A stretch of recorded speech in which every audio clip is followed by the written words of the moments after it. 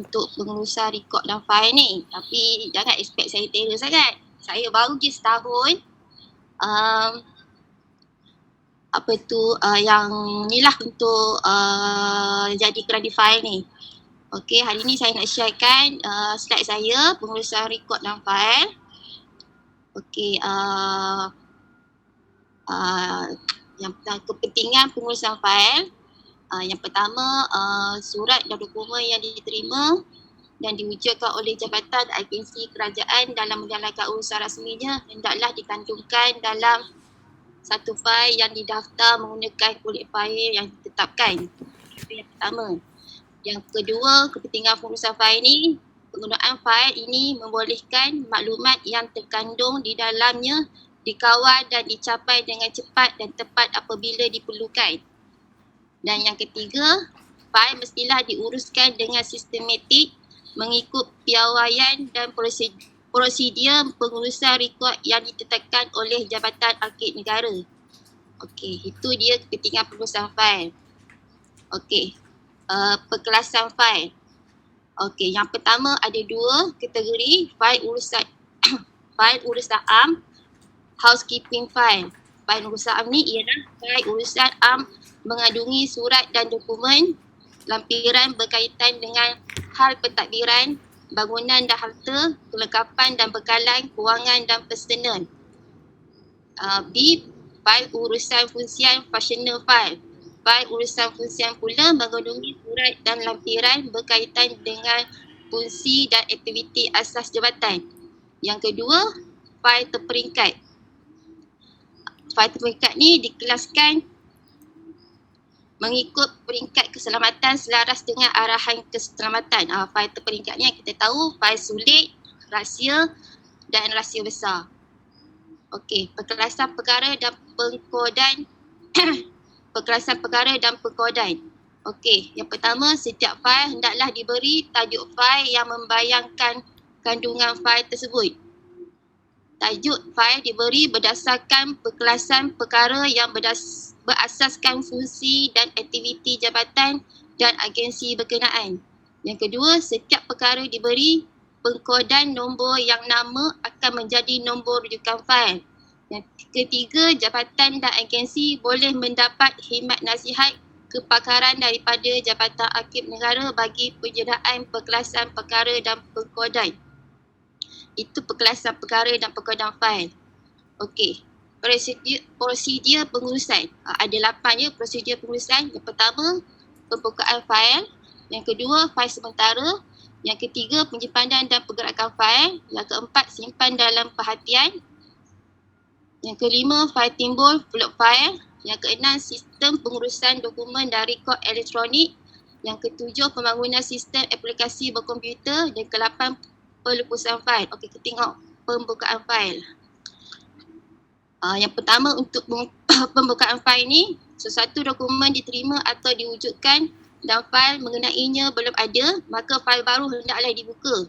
Tajuk dan nombor rujukan fail serta tarikh pembukaan fail perlu dicatatkan di atas kulit fail.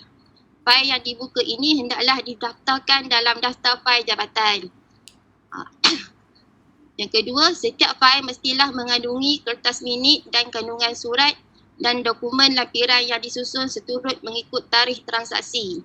Setiap kandungan diberi nombor lampiran dan direkodkan di atas kertas minit menggunakan dakwat merah bagi surat yang diterima, dokumen yang diterima dan dakwat biru atau hitam bagi surat yang keluar. Kertas minit adalah penting bagi mencatat segala arahan dan keputusan berhubung dengan sesuatu perkara yang diuruskan. Minit pendek seperti minit bebas yang tidak lebih daripada satu perenggan boleh dicatatkan di atas kertas minit. Manakala minit panjang yang memerlukan penerangan lanjut hendaklah ditaip dan dikandungkan sebagai satu kandungan. Itu cara pembukaan fail. Okey. Sambung surat rasmi yang didaftarkan di atas kertas minit tidak boleh dikeluarkan daripada kandungan fail kecuali lampiran setebalnya melebihi 4 cm. Contohnya terbitan, laporan dan sebagainya, atau memerlukan pemeliharaan yang berbeza seperti peta, pelan dan lukisan. lampiran yang dikeluarkan ini hendaklah dicatatkan dengan nombor kod fail dan nombor lampiran fail berkenaan serta disimpan di bilik fail. Slip pengganti dokumen ini hendaklah dikandungkan di dalam fail yang mana tercatat maklumat tempat simpanan dokumen tersebut. Ini adalah memudahkan pengesanan semula dokumen. Fail yang mengandungi 100 kandungan atau ketebalannya melebihi ketebalan 4 cm hendaklah ditutup dan fail baru dibuka. Di atas kulit fail telah ditutup itu hendaklah dipalang dengan dawat merah dan dicatatkan perkataan ditutup. Jilid 2 dibuka dengan dawat biru atau hitam menggunakan dawat kekal. Di atas kulit fail yang baru hendaklah dicatatkan tajuk dan nombor rujukan yang sama berserta dengan catatan jilid kedua. Okey, fail sementara. Fail sementara hanya boleh dibuka apabila surat atau dokumen yang diterima atau diwujudkan memerlukan tindakan segera, sedangkan fail yang berkenaan tidak dapat dikesan atau lebih dari seorang pegawai perlu mengambil tindakan dengan menggunakan fail yang sama. Yang kedua, nombor rujukan fail dan tajuk bagi fail sementara mestilah sama dengan nombor dan tajuk fail asal. Ini kandungan berserta kulit fail sementara hendaklah dimasukkan kembali ke dalam fail asal sebagai satu kandungan apabila fail asal telah diperolehi atau tindakan serentak telah selesai dilakukan. Jika fail asal tidak dapat dikesan sehingga satu tempoh tertentu, fail baru hendaklah dibuka bagi menggantikan fail sementara tersebut. Okey, penyimpanan dan pergerakan fail. Fail terbuka. Fail terbuka perlu disimpan di bilik rekod dengan menggunakan rak yang sesuai. Ia hendaklah disusun seturut mengikut nombor rujukan fail. Setiap rak hendaklah dilabelkan bagi memudahkan pengesanan fail. Fail terperingkat. Fail bertingkat ini hendaklah disimpan dalam kabinet berkunci yang berpalang, rak bergerak yang berkunci atau bilik kabel yang sesuai dengan arahan keselamatan. Okey, pergerakan fail hendaklah direkodkan bagi memudahkan pengualan dan pengesanan fail. Itu cara penyimpanan dan pergerakan fail. Simpanan dalam perhatian. Kaedah simpan dalam perhatian hendaklah digunakan bagi memudahkan tindakan susulan ataupun follow up ke atas sesuatu surat dalam tempoh masa dan tarikh yang ditetapkan. Fail timbul.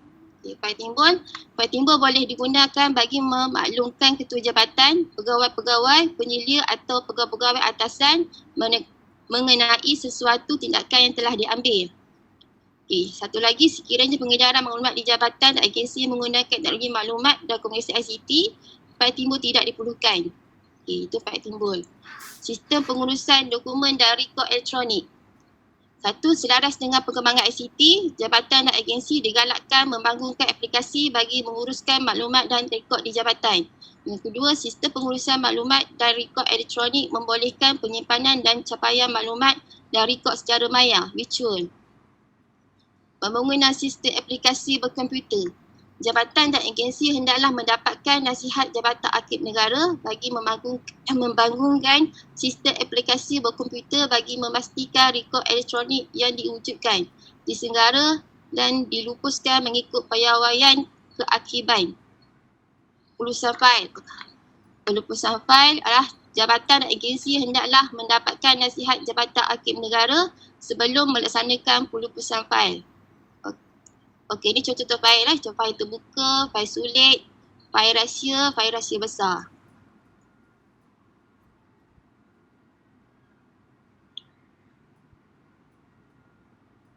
Okey, itu sajalah pengkongsian daripada saya. Sekian, terima kasih. Okay, thank you Kak Su. Okay, semua orang ada tak apa-apa soalan ke nak tanya Kak Su, siapa-siapa yang ada kemusykilan mengenai pengurusan fail kat unit 4. Okay, cuba boleh tak Kak Su terangkan semenjak Kak Su mula masuk dalam unit 4 ni, apa perbezaannya di awal-awal tu? Di awal-awal masuk masa jadi kerani fail tu? Ya Kak Su. Ya? Ya Kak Su, cuba terangkan yang awal-awal dulu masa mula-mula Kak Su dapat task tu.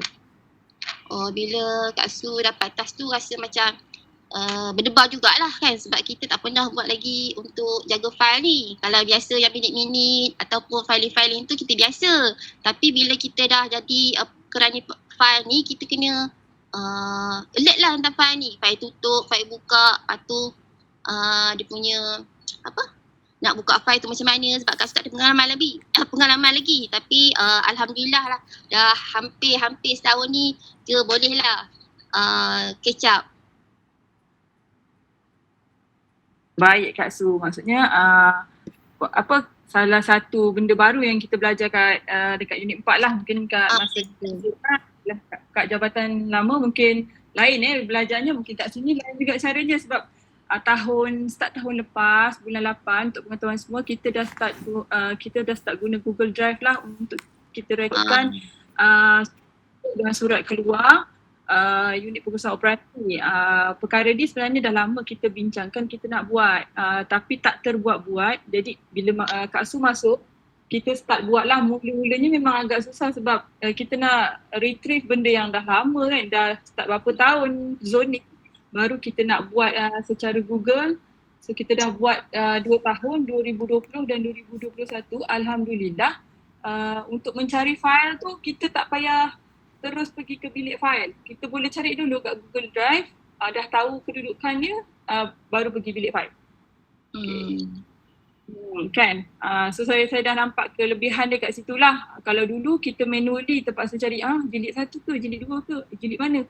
Tak tahu. Sebabnya benda tu ditulis tangan. Ditulis tangan, terpaksa buka satu-satu cari. Masalah dengan WPKL ni, dia suka mencari benda-benda yang dah lama-lama. Dia hilang lah, apa-apalah kan. Jadi unit 4 ni konon-kononnya kita ada simpan kopi dia. Konon dia minta kat kita balik semula kopi yang dia dah hilang tu. So bila ada buat Google Drive ni senang sikit lah. Saya nampak senang sikit lah kita nak cari. Tapi tetap kena carilah secara fizikalnya. Gitu. Walaupun kita tak ada bilik file yang khas, tapi kita boleh lagi menyimpan file-file setakat ni lah. Kalau dah banyak tahun juga zoning ni, saya rasa banyak ada file tutup tu, dan kita kena fikirkan satu kawasan yang khas untuk bilik file. Okay, ada lagi tak soalan-soalan lain?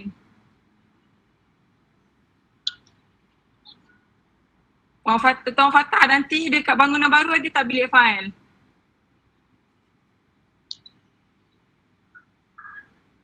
Baru memang ada bilik file lah, takkan tak ada bilik file kan. Cumanya bilik file tu saiz dia tak tahu, berkongsi ataupun tidak pun masih lagi tak tahu. Cumanya memang akan ada bilik file, bilik aset, bilik berasingan. Dia tak macam sekarang kita combine sekali kan. Lepas ni kita minta berasingan, bilik aset lain, bilik file lain. Itu yang kita minta lah. Okey lah, Alhamdulillah semua orang dah present hari ni. Saya ucapkan semua terima kasih atas kerjasama KSA hari ini. Diharap nanti Isnin kita sambung